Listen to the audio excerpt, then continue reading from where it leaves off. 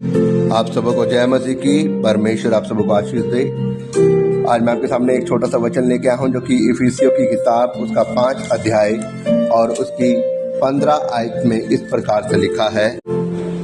इसलिए ध्यान से देखो कि कैसी चाल चलते हो, निर्बुद्धियों के समान नहीं परंतु बुद्धिमानों के समान चलो। हालेलुया।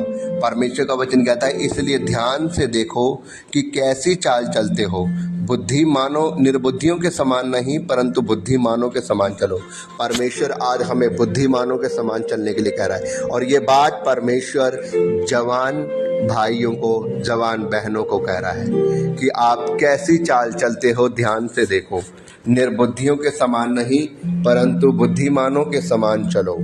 मेरे भाइयों बहनों, आज बहुत सारे भाई बहन क्या कर रहे हैं, फ़ोन के माध्यम से वो इस दुनिया से जुड़े हैं, बहुत ऊंचे लेवल पर जा रहे हैं, लेकिन कई भाई बहन ऐसे हैं जो इस फ़ोन का गलत मिसयूज़ कर रहे हैं। वो इस फ़ोन से इतने बिजी हो चुके हैं कि वो अपने माता पिता को भी नहीं देखते, अपने माता पिता के साथ टाइम स्पेंड भी नहीं करते, उनके साथ बात भी नहीं करते। वो अपने परिवार से इतना दूर जा चुके हैं, उनके लिए उनका फ़ोन ही सब कुछ है। मान लो कि अगर उनका फ़ोन ख़राब हो जाए या उनका फ़ोन उनसे दूर हो जाए तो उनको भूख भी नहीं लगती, उनको प्यास भी नहीं लगती। उनका दिन ऐसा हो जाता है कि जैसे उनके शरीर में से उनके प्राण निकल गए हों। मेरे भाइयों बहनों, ऐसा नहीं होना चाहिए।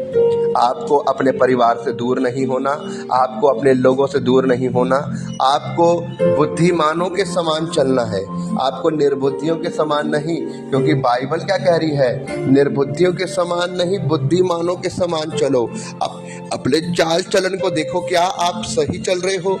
आप इस फोन का सही उपयोग कर रहे हो?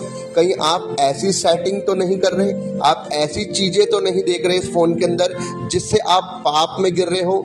और कई बार ऐसा होता है कि जब हम इस फोन को मिसयूज करते हैं तो हम कई ऐसे पापों में, कई ऐसे गुनाहों में पड़ जाते हैं कि हम उससे अपने परिवार से भी दूर हो जाते हैं और साथ ही साथ ईश्वर की नज़रों में भी हम क्या होते हैं, गुनहगार ठहरते हैं। तो मेरे भाइयों बहनों, परमेश्वर का वचन यही कहता है, अपने चाल चलन पर क्या करो, अपने चाल चलन पर गौर करो और सबसे ज़्यादा अपने मन की रक्षा करो।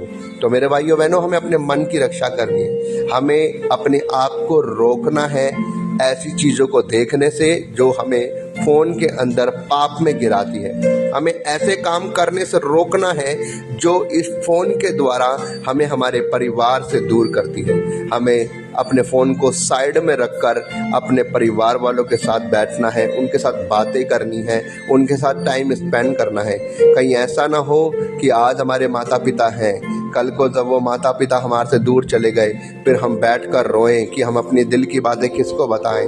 आज जब वो जिंदा है तो हम उनसे बातें नहीं करते, हम अपने फ़ोन के अंदर ज़्यादा बिजी हैं, लेकिन कल को जब वो नहीं रहेंगे तब हम अपनी बातें उनको बताना चाहेंगे, लेकिन जब कोई नहीं होगा। तो मेरे भाइयों, ऐसा ना हो, अपने फ़ोन को साइड में रखें, अपने परिवार वालों के साथ टाइम स्पेंड करना शुरू करें और इस फ़ोन को सही इस्तेमाल करें, ना कि गलत। मेरे भाइयों बहनों, मैं विश्वास करता हूँ आप मेरे छोटे सी वचन के द्वारा आप आज इस बात को समझ पा रहे हैं कि हमें फ़ोन का इस्तेमाल गलत नहीं परंतु सही इस्तेमाल करना है और अपने चाल चलन को हमें जांचना है कि हम सही चल रहे हैं या नहीं। मैं विश्वास करता हूँ ये वचन आपको ज़रूर सही लगा होगा और समझ में आया होगा। आप इस वचन के द्वारा आशीष पाएंगे। परमेश्वर आपको आशीष दे।